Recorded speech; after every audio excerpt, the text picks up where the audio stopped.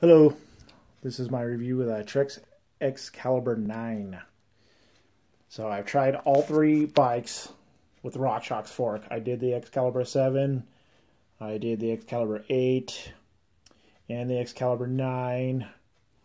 And of course, since in the series of Excaliburs, I chose to go with the 9. Just because I can really feel the difference between the 7 to the 8, and then I can feel the difference between the 8 and the 9.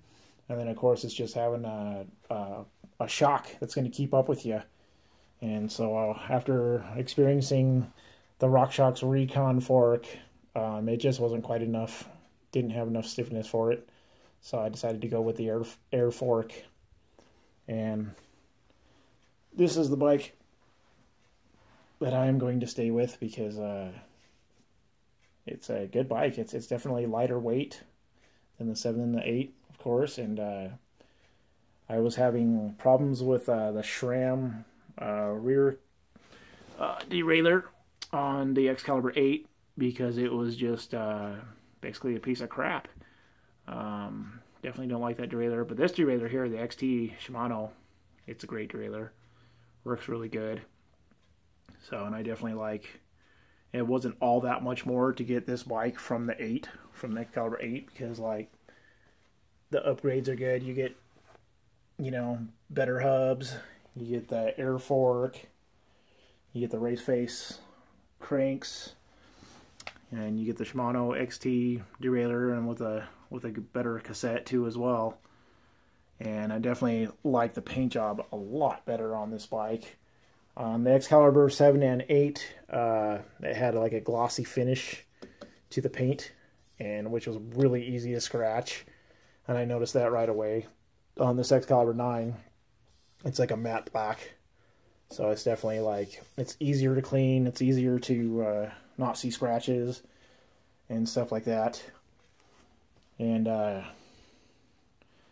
mean, I think this is a good bike for the money. My local bike shop does not carry Orbea anymore because Orbea basically messed up on their warranty policies.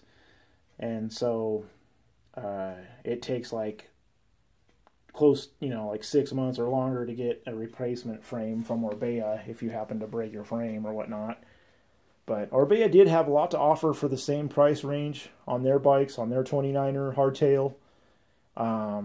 There's a few things on their bike that is a little bit better, and is like, I don't know, $60 cheaper or whatever. But honestly, like, I got to try one of those bikes, and I could feel the difference without the G2 geometry. And I could say if the Orbea had a through axle setup, I probably would have went through the Orbea, but it doesn't. And after looking at the quick release system of the Orbea, it's actually a cheaper system than what's going on here. So I decided to go with this bike.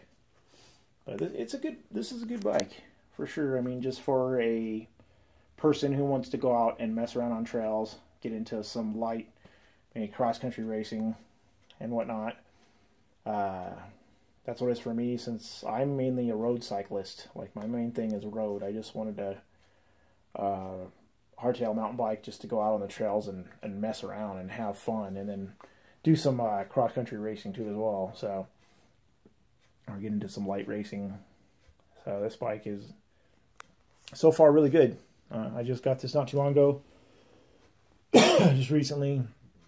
It's got some decent Shimano brakes. I think it's Shimano 395 brakes with Shimano door shifting. And then they decided to throw on the SRAM X7 front derailleur. But it works really well.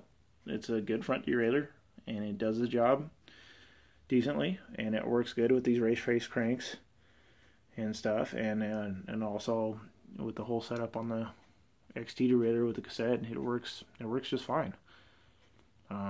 This is a good bike for somebody who's not super good at mountain biking. I mean, this is just like, I can still consider this an entry-level bike. I really do.